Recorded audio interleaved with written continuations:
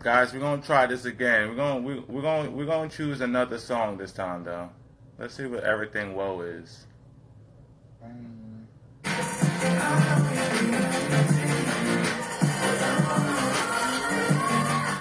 have to edit that part out.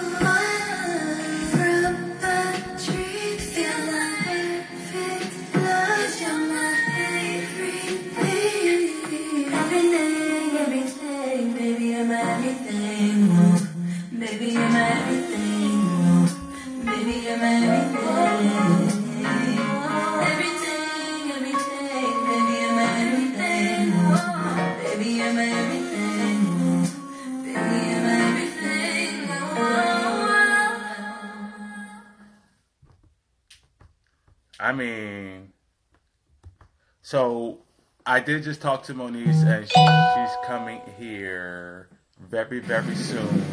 Thank you for joining in to the Royal Couch with King, your host. I love you. Moniece is here. She is here, love.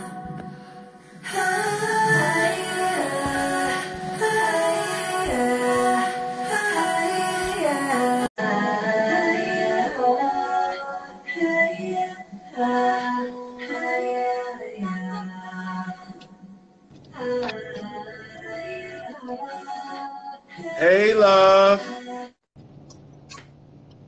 Hi. How are you?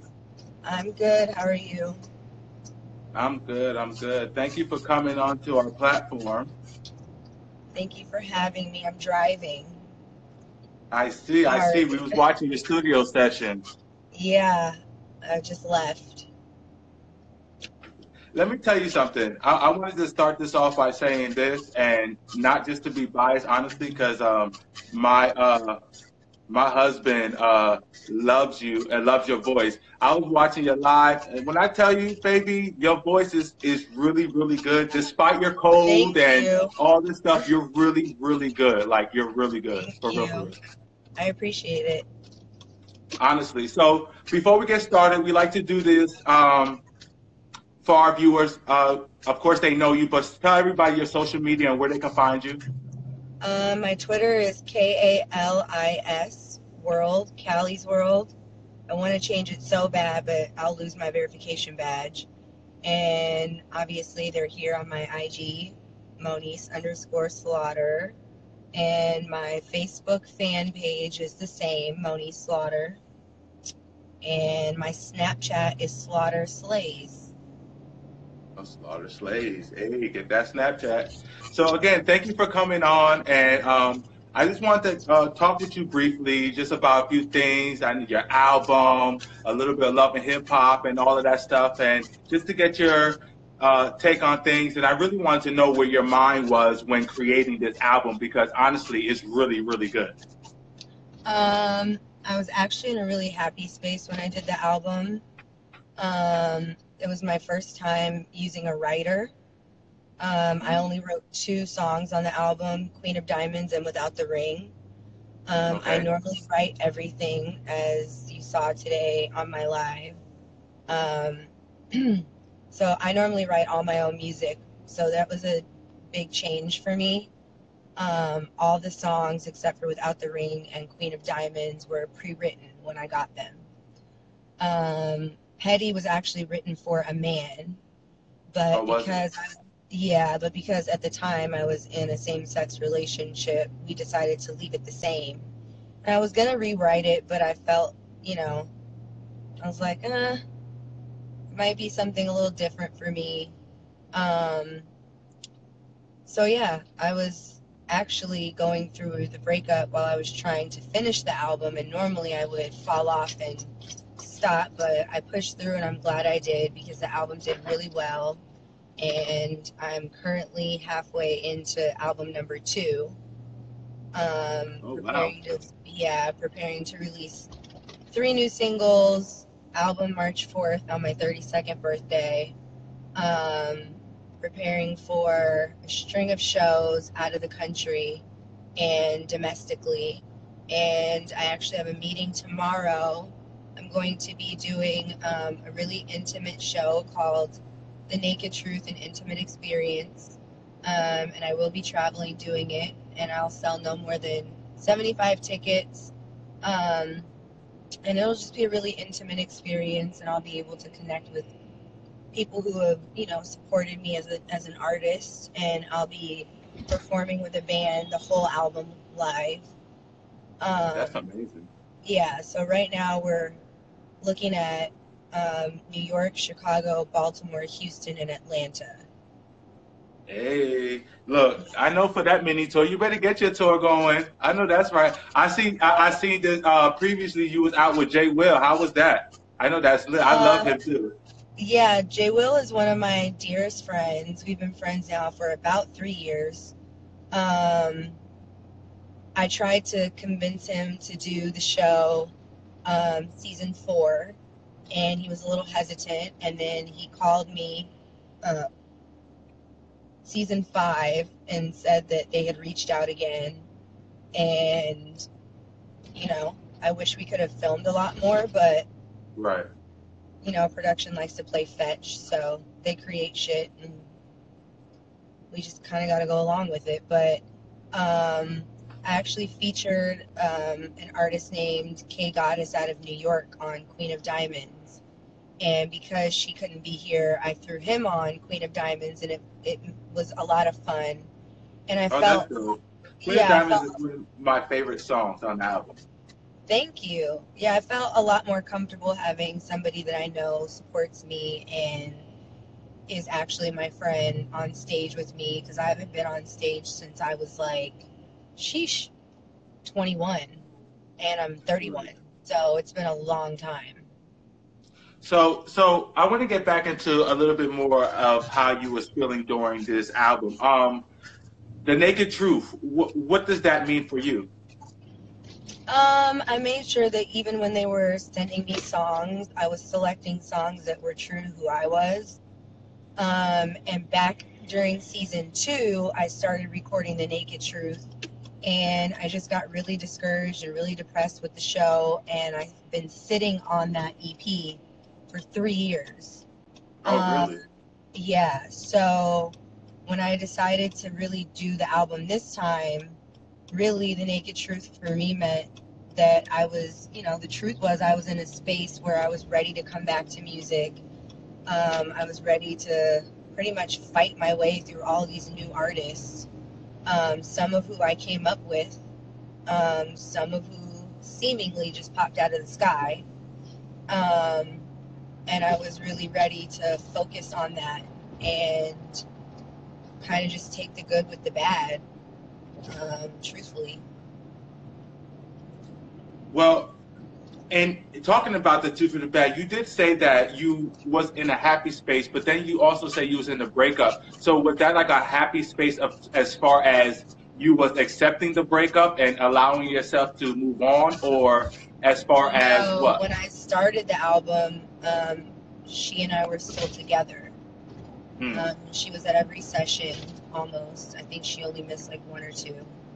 Um, and I thought things were fine. You know, she was all over my life while I was, working, and um, yeah. So she flew to Atlanta. Um, when I filmed the reunion, we drove down to Alabama. I introduced her to my family on my dad's side. So things were going well, I thought. Then, the breakup happened. And yeah, so at that So point, so it happened. It happened out of nowhere. Like it was no like type of. no, I mean, basically what happened was I saw a bonus clip of her and her ex best friend. And it was a scene that she had shot while she and I were broken up the last time she broke up with me. And she told me about the scene when we got back together. She told me that she cried, her friend cried, they apologized, and that was it. And when I saw the scene online, someone actually sent me the clip, and they were like boohooing like they were in love with each other. And she was dragging my name through the mud and dragging me for filth.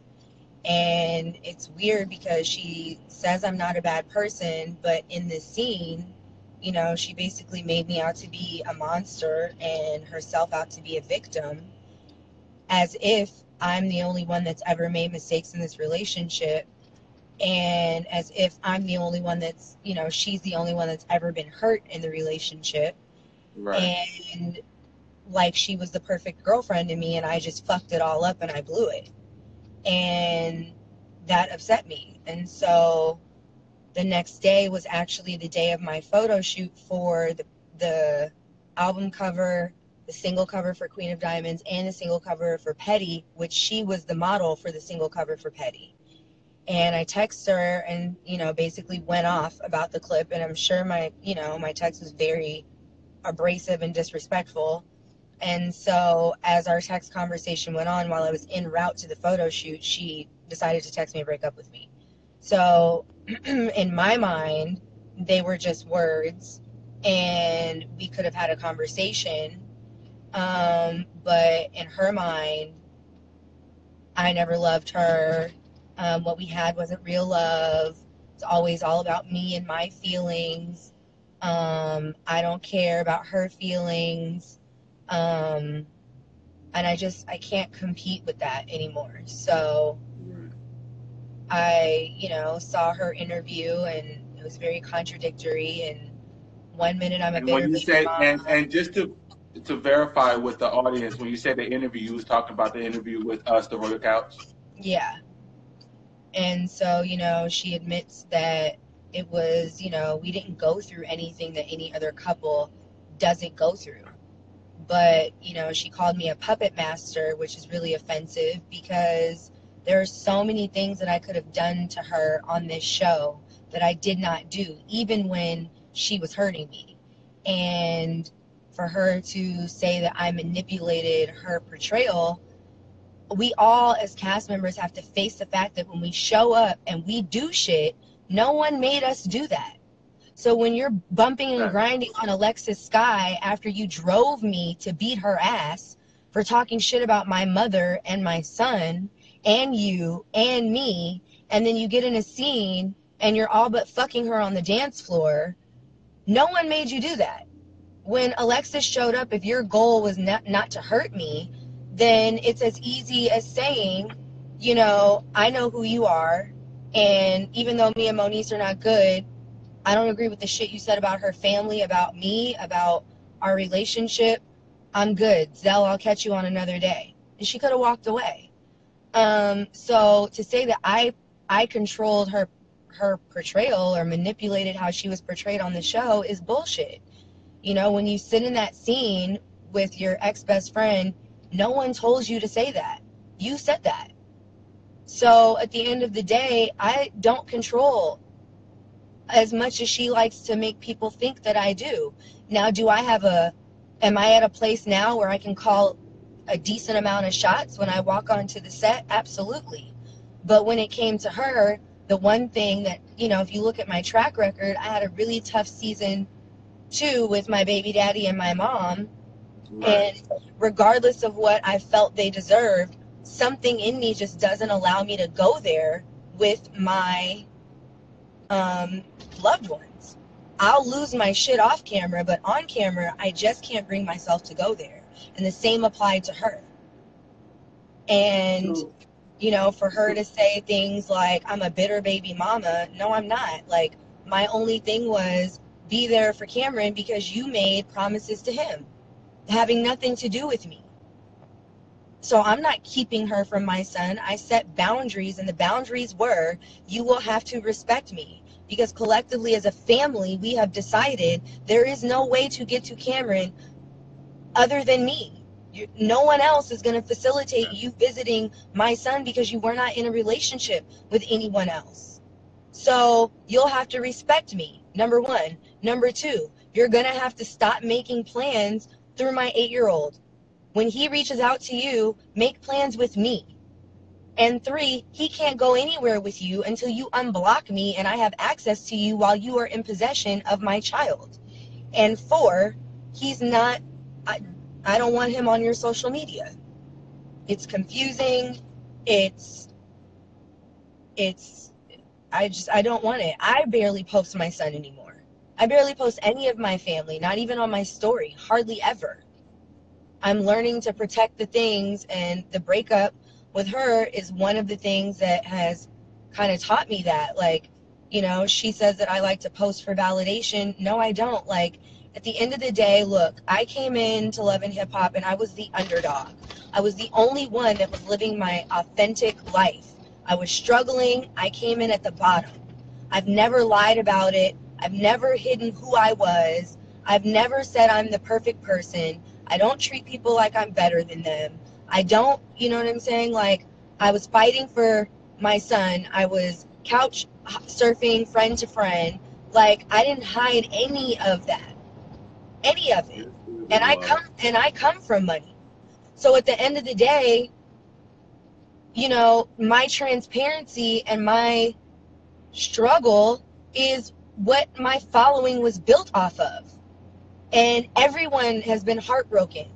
And everyone was rooting and still is rooting for us as a couple. And everyone is rooting for us to work it out and Yes. figure it out because it's obvious that we were in love with each other. It, The it was love, authentic. thank There's a you. lot of relationships on that show that you can Correct. tell was made for the show. Correct.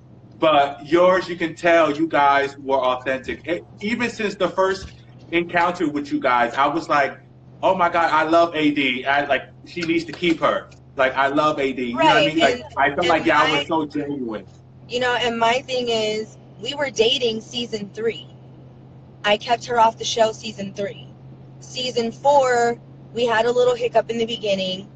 I was dishonest about being in communication with a couple of my exes, and one of which, used to be on the show, and I, almost lost the relationship because of that.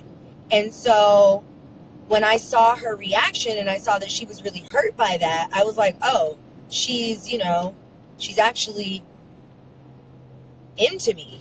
Because I'm used to, she said she didn't know who I was. She didn't watch the show. She put her best foot forward in the beginning. She made a lot of adjustments for me. And my thing was, everyone does that in the beginning. Everyone says they don't want to be on the show. Everyone says they don't know who we are. And then we end up fucked, short end of the stick, because the same person that said that they were for you had an ulterior motive. And I was expecting her to be no different. But can you really blame me? Since being on the show, I get used by friends, family, people, significant others. So until something happens like that kind of makes you realize, okay, so maybe for her it's not just that, then I made a complete 180 and we went to couples therapy, and she likes to say that I begged her to do the show. That's incorrect. I was already trying to get off the show because season 3 was really rough for me when Princess and Jason Lee tried to release a sex tape on me that I didn't know existed. That was the straw that broke the camel's back for me, So and she was there through that depression. Well, before we get into more of the love and hip hop, I do wanna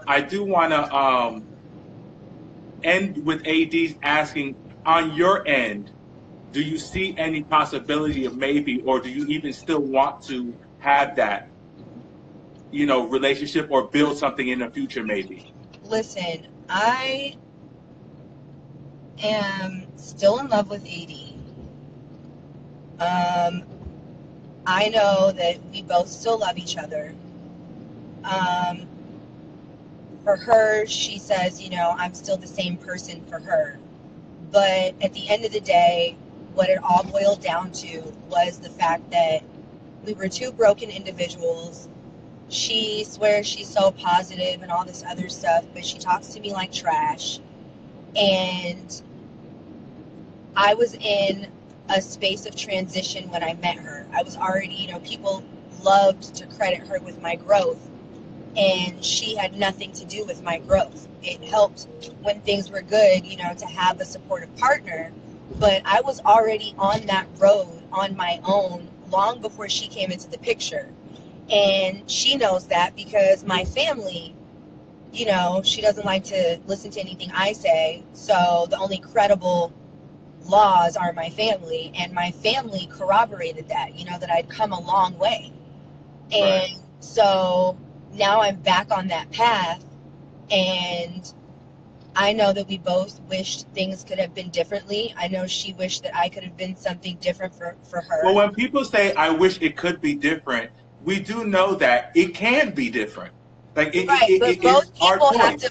but both people have to believe that. Every time True. she abandons the relationship, I'm the only one that knows that it can be different. And not only do I know that it can be different, I actually believe that it can be different. So I end up absorbing all of the work. The work is not reciprocated. It's not equal. It's me doing everything. It's me taking the blame. It's me finding the couples therapist. It's me making the appointment. It's me that doesn't do this. I don't do this. I can't do that. I'm not capable of. I haven't. I won't. I've never been told this is what I need, and I know you can because I've experienced it. So let me nurture that in you, and vice versa. Because So this honestly, I can't be the only one pushing because I believe. So clearly at some point I'm going to have to learn to let it go because she does not believe that it can be any different. And she'll use my social media and say that it's full of negativity when it's not. She'll say that my posts are for validation from strangers when it's not. She'll say that I never loved her. We know that's not true. I mean, the only thing that I can say about that is if no one ever believed that, or if no one believed that I ever loved her, take a look at my fucking kid. well, you know Because what? People in the comments now are like, just let it go, Moniece. I hope you move on. And I do want to say this though, it's a lot easier said than done. And it everyone that's is. talking, I'm sure you've been in love, and nobody can just. It's Turn it impossible for off. you just to turn it off, right? And if you could, please teach, because there's a lot of people that wish that they could just turn it off, because it's very sad, and it can be very depressing at times, whatever. But the positive out of that, though, which I would love to end on that note, on a positive with AD, is that it brought amazing music. The music was done before the breakup, so she's not. She So also she hasn't said had no right. she had no influence on that album at all. Um, Now this second album is completely influenced by what I'm feeling as a result of the breakup. And you are you fully writing this second album? Yes. Because to be honest with you, it's crazy that you said the before this, when I went live before, I was playing Queen of Diamond, and I was just saying like this is my favorite song and this is that and third, and that's actually one of the songs that you wrote. So that says that's a lot of credit towards you as a songwriter, because out of all the music on there, all 80% of it is written by someone else, and the Right. 20% I chose was yours, which is dope. Well, and I So see somebody in your live saying that, a few days ago, AD went live discussing mental health. Let's talk about that. That really upset actually my whole family because AD was a part of our lives for 2.5 years, and she knows what mental health has done to my family. My mother went public with my brother's diagnosis. And let me clear up my diagnosis. My diagnoses are ADHD, situational depression, which is depression triggered by a particular situation, and social anxiety. I've never been diagnosed with bipolar disorder. And that was very offensive because that's the kind of shit that my enemies say to me or about me. And right. so to categorize my feelings as mental health instead of just respecting them for what they are. So it can't be that I'm in love. It can't be that my feelings are hurt. My reactions are because I'm mentally ill. That's foul as shit. Because she's seen what my mental health has done to me. At the top of this season, I had a complete breakdown.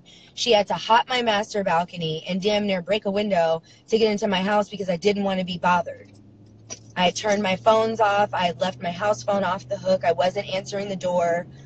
And she could see through the blinds, so she could see that I was in my bed.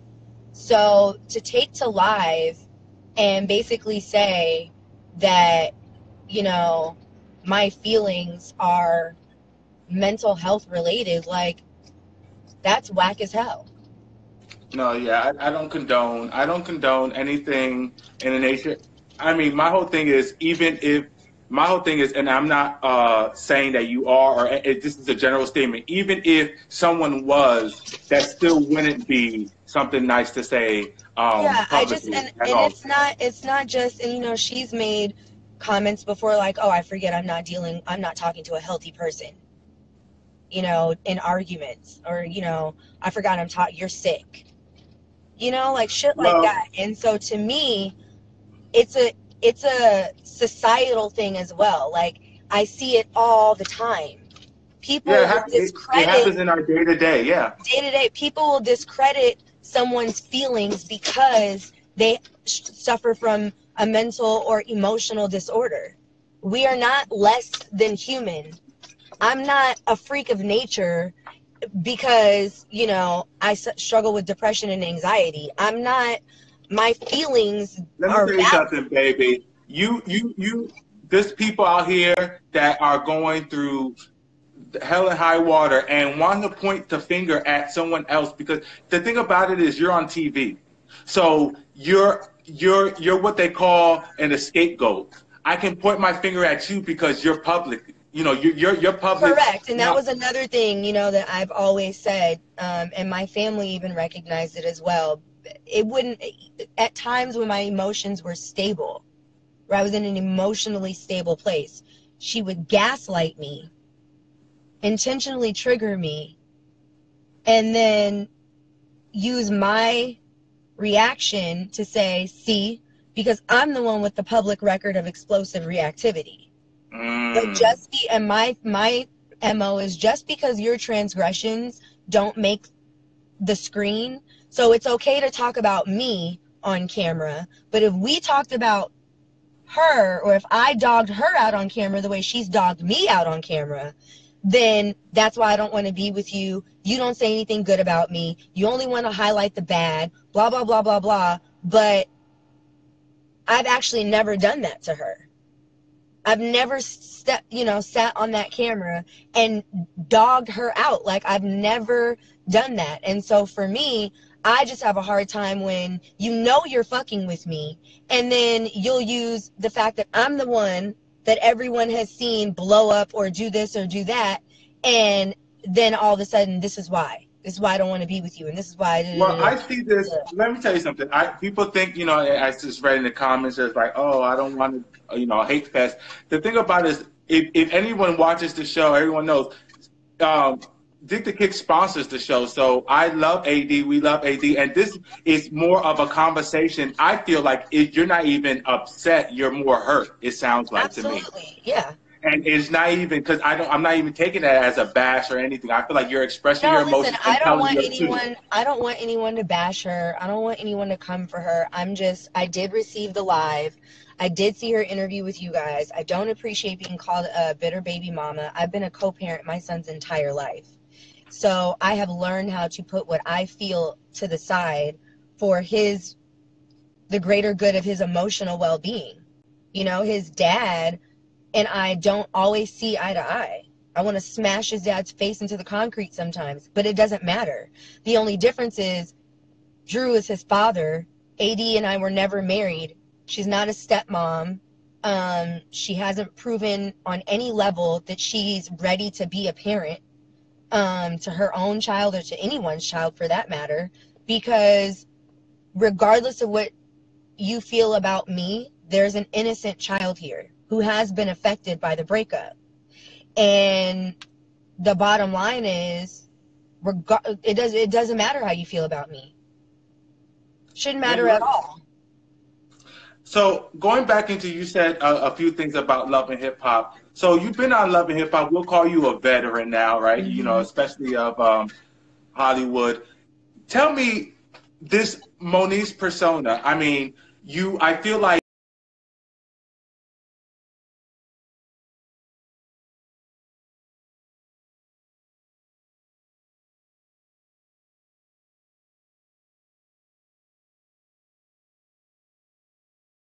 Can you hear me? Okay, you're back. Lost you for a second. I was like, can you hear me? I said, so being the show, you are a vet now, and I know a lot of these shows are really a lot of puppets and stuff like that. I really want to know how much of it is really you, because I know a lot of people will say, oh, well, these people go on and they act like this because they're TV and this and that and the third. So how much do you really have control of, and what is really coerced as far as Love and Hip Hop is concerned? Every situation that they put us in is a situation that they've created. But every reaction that you get from me is actually real. It's genuine. So I'm not a persona. I'm not a character on TV. I've always lived my real life. Some things I know are headed my way, and I'm just kind of like whatever about it. But you know, all the beefs have always been very real, to the point where if I saw somebody in the street that I was beefing with, I'd handle it how I wanted to handle it. Like, it was to that place. Everything that I went through with Cam's dad, very real. Everything that I went through with AD, very real. My mom, very real. Princess, real. Lyrica, real. I've not gone through anything that was fake. The only thing that was fake was my baby daddy's relationship to Tiffany. And look, I have no issues with Tiffany. I reached out to Tiffany to bury the hatchet. She's a pretty girl. I've always said that. Um, I knew that relationship was fake. I gave my baby daddy an opportunity to tell me. I asked him, are you bringing her on the show? He lied and said no. So I already knew that was headed my way, which is why in that first scene, at the dinner scene with us, I tried to, like, how do we fix it? Right. But then You were very they that went, this season. yeah, and Well, then when my baby daddy mentioned, well, I'm just trying to figure out how to make it copacetic because at some point I want to integrate her into Cameron's life. That's where I lost it, because you're not going to use my son as a pawn to add validity to your fake relationship. That's what we won't do. And that will always evoke a very real emotion in me. And it went left with Tiffany because instead of just being quiet and letting me and my BD handle it, she chimed in. And at that point, she and I hadn't met any real right. resolution This yet. is not right. This is not your business. So at that time, it wasn't a good time for her to chime in. And again, I'll end that statement with saying there's no beef with Tiffany, no beef with Lyrica, no beef with Princess, no beef. I don't have beef with anybody right now. That's amazing, and that's dope. I did watch a live, and you said, that you didn't have beef with anybody, and that tells the type of person you are, that you can have such beef with people and then Correct. make up and things like Correct. that. So going into the new season, what going into new season, what is the Moniece that you want to portray, and have are you even going into the new season? I don't know about a new season right now.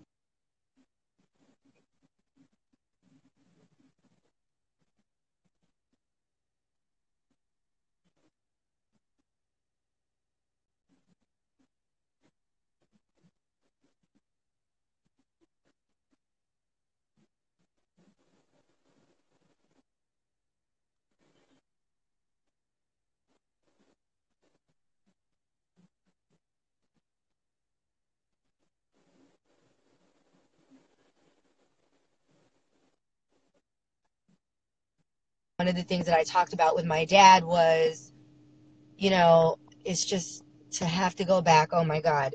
The thought just completely stressed me out. And he was like, listen, the goal is to get out with a clean name. You don't want to be blackballed. You don't want the rumor to be that you're difficult to work with, et cetera, et cetera. So for me, my goal is to, if I have to go back, skate through, get out with a clean name so that I can go elsewhere and do other things.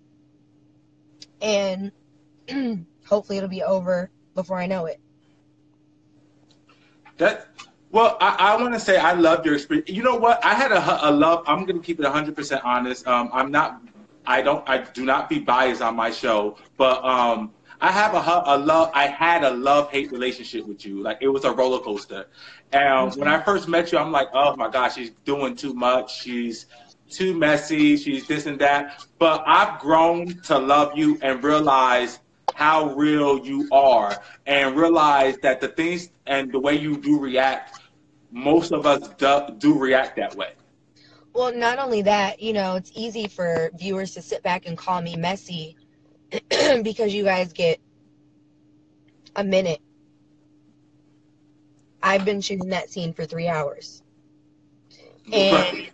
not only have I been shooting the scene for 2 to 3 hours, but I'm in that scene because somebody slid in my DMs, disrespected me, disrespected my motherhood. Somebody texted me some bullshit about my family, and they won't let me say that on camera.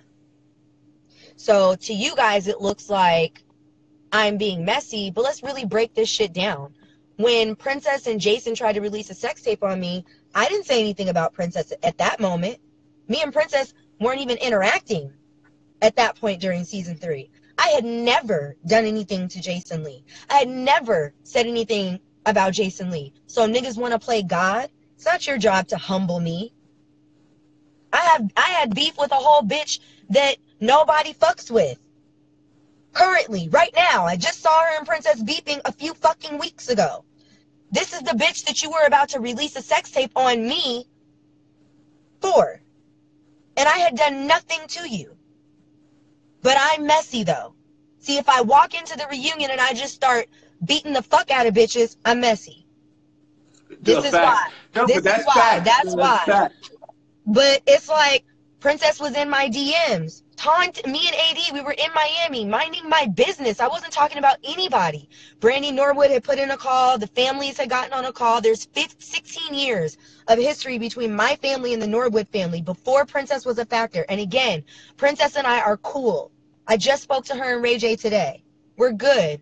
I'm saying at that time, it's easy for viewers to label me because you guys don't get the behind the scenes shit when I'm in Miami hosting 11 days post-op after a boob job, minding my business, and Princess slides in my DMs accusing me of talking about her with Willie's mistress. Like, girl, I don't know her. The fuck? So, That's what the fuck? facts. And then it's like, that's the shit now that when I'm sitting on camera, now I'm livid, but we're shooting shit from 3-4 weeks ago, but I'm livid about the DM I just got. Right. You understand what I'm saying? So it's easy for the viewers to sit back and call us messy, but there's a whole bunch of shit that goes on that you guys not only do you not get to see, they don't let us talk about it. So we end up looking like Right. And then on top of that is edited and crazy. chopped and screwed. Correct. So I don't have any So control of the scenario. I don't have any control of the edit. I can only control me. so you have been on the show for quite a while now. How what is your take on what is shown of you? Like, how do you feel about that? And are you upset with it? In the beginning I was upset. It wasn't accurate. It was unfair. Um and seasons 4 and 5, I was very happy with my portrayal because it was a little bit closer to the truth. I was transitioning. I was trying to grow. Finally, I was in a relationship that I felt was worth something, and I knew that the show wasn't healthy to my personal life. So I was in this really weird place where I'm trying to figure out how I'm going to get out, but I also need to figure out how I'm going to pay my bills. I'm trying to figure out, I'm an independent person, so I never want to be a kept woman. I also never want to be in a position where my partner can take anything from me, tell me they gave me anything.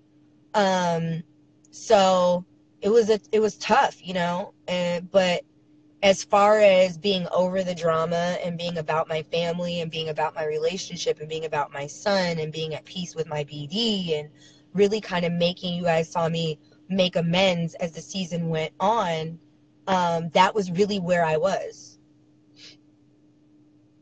And but the thing is what I keep telling you is that it portrayed as authentic. I really feel like, especially these past, and that's why I said I grew to love you, because now I really feel like I see you and I see Right. the person you're blossoming into. Going back into your music, what is your favorite song on the album? Sixth Sense. Sixth Sense is If by I can far show my you, favorite song. And it's my favorite song because my dad is a 10-time Grammy award-winning gospel singer. He sings with a group called Take Six. Their group does everything a cappella, and the song is a cappella. So my dad came in. We spent 7 hours on all those background harmonies. He actually sang that's my low dope. notes for me. I went back the next day, 5 hours on the lead vocal, and then his birthday is October 23rd. He was actually due to leave to go on tour to London on his birthday.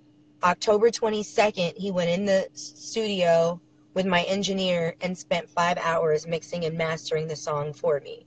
So not only did the song lyrically speak volumes to me, which is why I accepted that record, but then I had the chance to work with my dad. Right, And my that's dad's dope. my favorite person next to my son. So I have an emotional attachment to that record.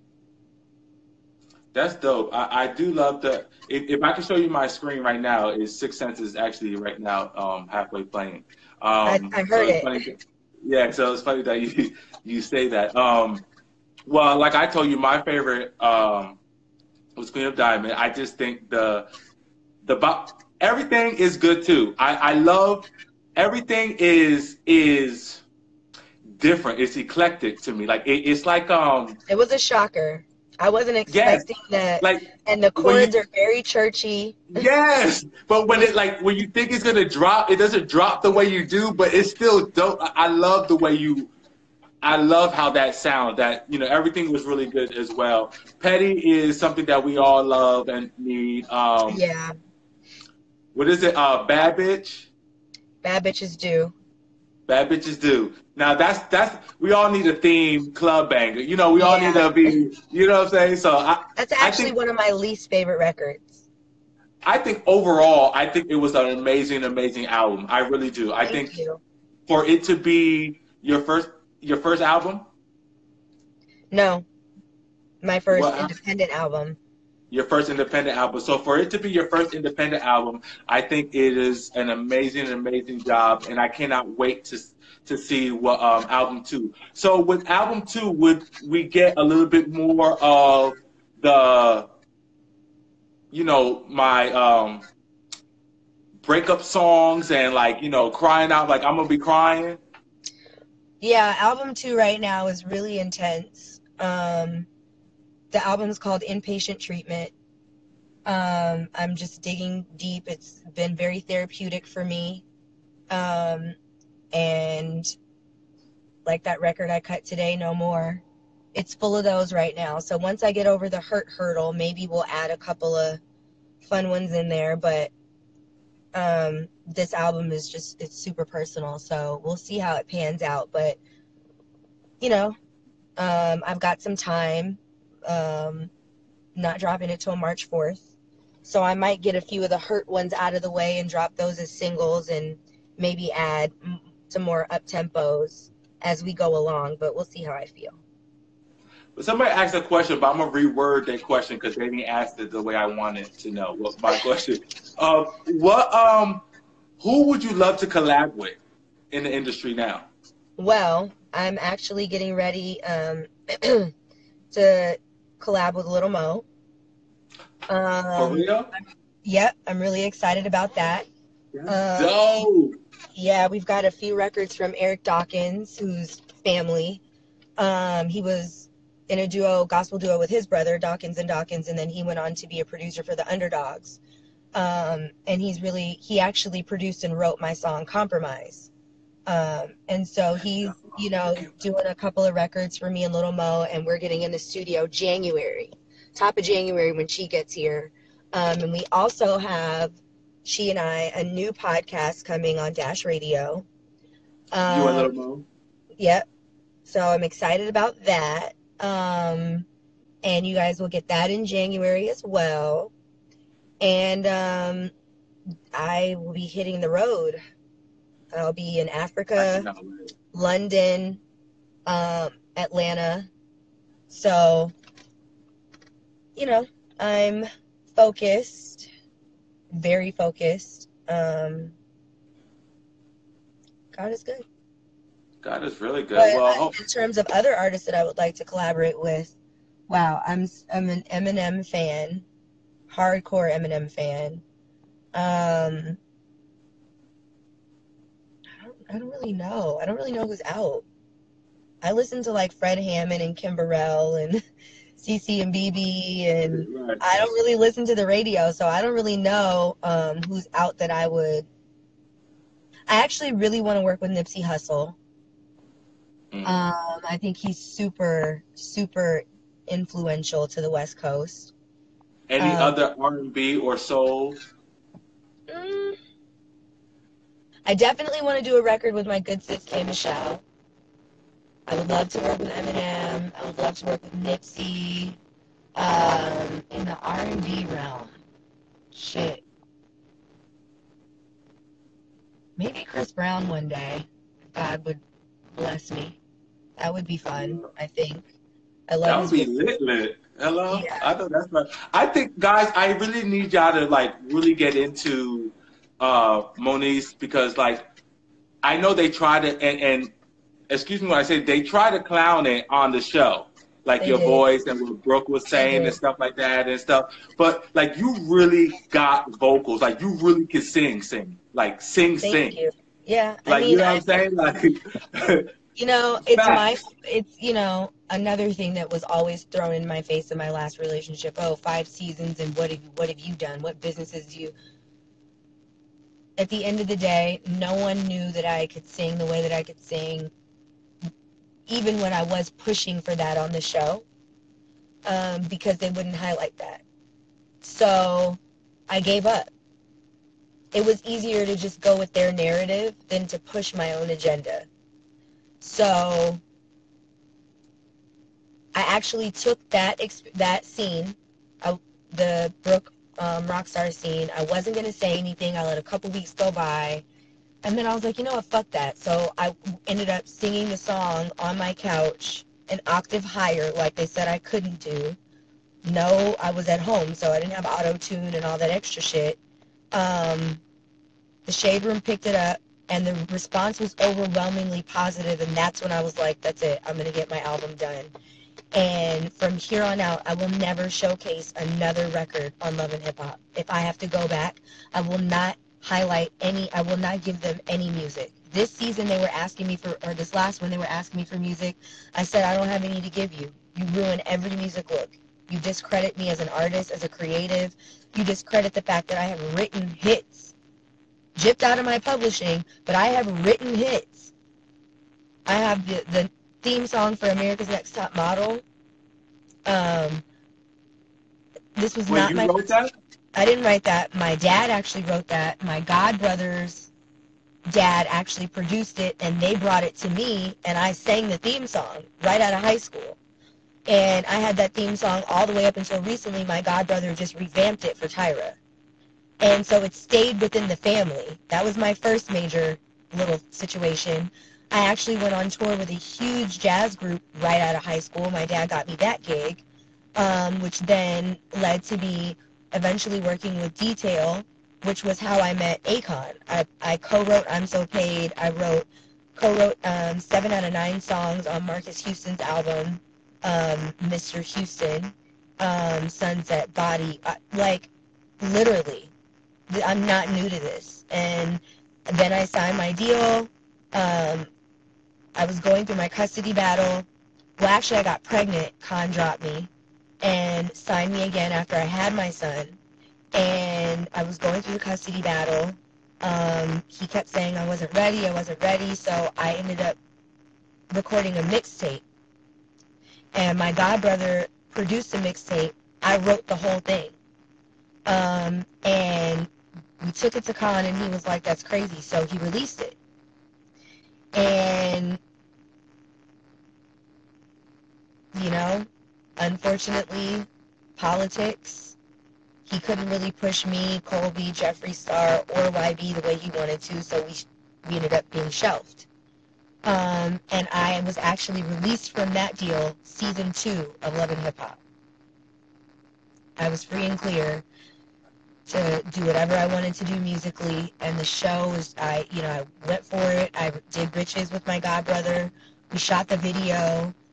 The camera showed up, and they ended up not using the video. They scrapped the episode with the video shoot. They put me in a scene where Rich threw a ring at me, and no one remembered the song. And then season 3, I released my single Blue, and no one remembered that song because they sent my baby daddy to tell me that there was a sex tape out on me. And season 3, they gave me BBD, Bad Bitches Do, but that was so fleeting because they had me expose Little Brandy.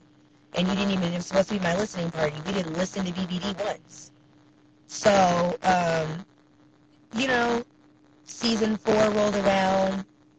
They asked me for music. I said no. Towards the end of the season, they were like, can you just give us one? So I went in with my guys, Jake and Papa, and we did Bow. They produced it, co-wrote it. I co-wrote with them on that one. And that was the day they sent they had Mr. Ray play Alexis Sky's diss record. So no one remembered Bow. So when season 5 rolled around, I was like, fuck this shit, you're not getting any music. And they didn't get one lick. So when I went into the studio to do that song, I received that song 3 hours before the scene. And it was what it was. Wrong words, low baritone, I still sounded good. So fuck what they were talking about. My best? No. But horrible? No. So I took that and I was like, you know what? And God really blessed me. It did so well. And that was just the affirmation that I needed to keep going. So, sick and all, I got my ass up for the past couple days, and I've been in the studio, and it's been tough. I'm definitely going to have to re-record all these records, but it's worth it. I'll sit with them and learn them and get better and come back and bang the shit out. So, I'll be in Atlanta. I'm also working recording in Atlanta, so Cool. I look forward to you, and I'm glad and I'm thankful for you to come on this platform because I get to know you a little bit better when talking to you face to face. You know what I'm saying? When right. you have a conversation with somebody, you kind of get their aura, their energy, and I feel it all the way through here. And honestly, you have an amazing energy. You have a fan through me, and I love your music. So I would love. I will continue to play your music on my platform, and we will definitely continue to support you in all your Thank you. I endeavors. So appreciate it. I, All right, well, I'm I going to look get in forward to here seeing and you. pack. I'm in the studio Yes. tomorrow before my flight as well, and I land 7 a.m. on Thursday, and I'm in the studio Thursday, Friday, Saturday, so in Atlanta. So I'm going to try to get some Well, rest let's and do it. pack my bags. Well, good night, and thank you for coming on again. Thank you. You guys have a good night. Good night. Bye. How lit was that, guys? How lit was that? That she spilled a lot of tea. But Moniece is an amazing, amazing person. So if y'all like what y'all see, we got a whole bunch of different interviews. Make sure y'all adding the account below, the Royal Couch. Make sure you add a friend, tag a friend, send me an ad, and make sure you tune into all our great, great interviews. We got more to come. We got big, big stars, and we got season 4 coming. Love you.